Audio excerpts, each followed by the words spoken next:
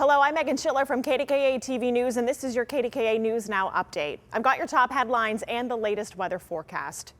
An Allegheny County District Judge is accused of misconduct involving his interactions with several teenagers. This includes improper contact outside of court and improper touching. KDKA lead investigator Andy Sheehan reports.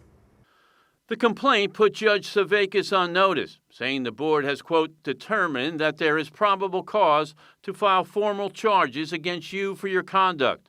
In the first incident in November 2018, the complaint says the judge went to a diner where a 17-year-old male was working and followed the young man into a walk-in freezer. There it says the judge proceeded to touch the teenager's shoulders, arms, and back, causing him to feel, quote, very vulnerable. In another, in March 2022, the judge ordered a 17-year-old defendant to attend Alcoholics Anonymous meetings and complete community service at McSummerfest, a community fair in McDonald. The complaint says the judge often went to the fairgrounds to see the teenager, offering to take him out socially and texting him on his personal cell phone. In yet a third incident in April 2022, he sentenced a 14-year-old defendant to work at another festival and visited the boy there. The complaint says on one occasion, he took the boy off the fairgrounds property and bought him things at a convenience store, touching him on the arms and shoulders, making the boy feel, quote, uncomfortable. The first and third incidents were reported to the Findlay Township Police, who referred them to the Allegheny County District Attorney's Office, which in both cases declined to file charges. But according to the complaint, the DA's office reported both incidents to then-President Judge Kim Berkeley Clark, who twice, quote, strongly cautioned Judge Savakis about his behavior. In filing this complaint, the Judicial Review Board will give Judge Savakis 30 days to respond to the charges. Penalties range from official sanctions to suspension to his possible removal from the bench. Andy Sheehan, KDKA-TV News. We're now getting an insight into just how many people in the city of Pittsburgh ignore the stop signs on Pittsburgh public school buses. KDKA's Jessica Guay has that breakdown. Today, they showed us videos of some of those violations, showing cars passing a stopped school bus, in some cases with children crossing just feet away from the moving car. In one video, taken on January 12th, a crossing guard steps into the intersection at Marshall Avenue and Brighton Road, and the bus's stop arm goes out. We want to warn you what happens next may be upsetting.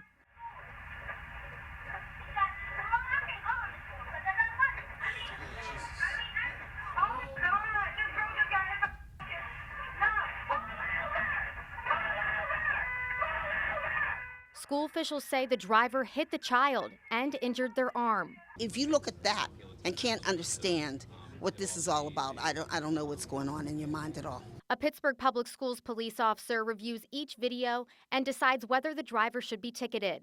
Of more than 9,200 violations, nearly 5,000 tickets have been issued. A school crossing guard or a construction worker will wave them on, and only a law enforcement agent can wave a person to a bus arm. More than $858,000 in fines have been collected so far.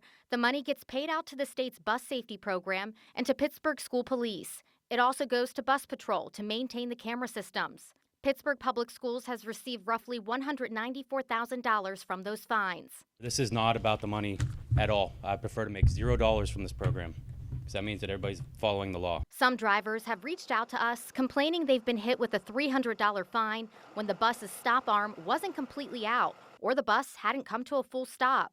But officials say you should be stopping as soon as you see the bus's lights start to flash. You have to just start slowing down, just like a yellow light at a traffic light. This is the law. Please stop when a bus is loading kids and unloading kids.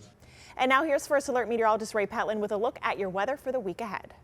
We still have the fog. We still have some rain moving in. And generally, I think we're going to be drying it up into tomorrow. But you can see some visibility issues in Pittsburgh and Butler, as well as Oakland, Maryland. The fog's trying to lift, and we still in the ridges have a dense fog advisory till 9 p.m. So a couple hours left on that. Now, there's a flood advisory for the point, and this runs until 1 a.m. on Sunday, and it's all because of the water down in West Virginia, the snow melt and rain we've had locally.